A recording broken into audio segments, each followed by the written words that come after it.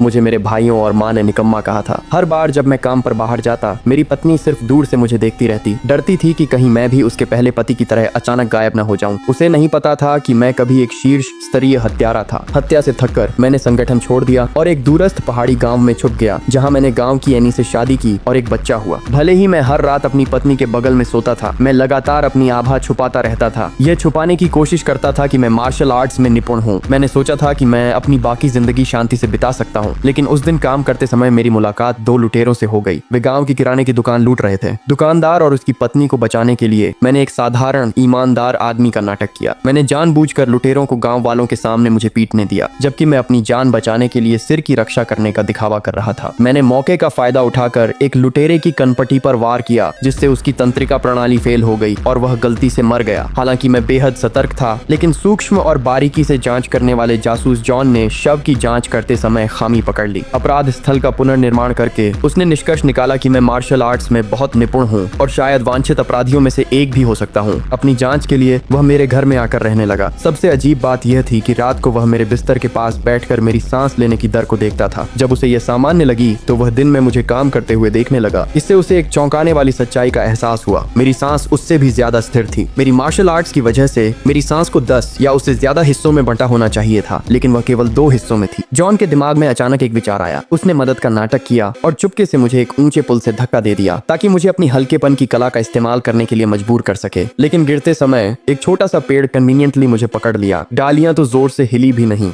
इससे जॉन को तुरंत कुछ अजीब सा महसूस हुआ। मेरे वजन के साथ पतली डाली पर आसानी से उतरना नामुमकिन था। मुझे पता था कि वह मेरी परीक्षा ले रहा है, इसीलिए मैंने चुपके से अपनी आंतरिक शक्ति का इस्तेमाल कर डाली तोड़ दी और मैं पानी में गिर गया।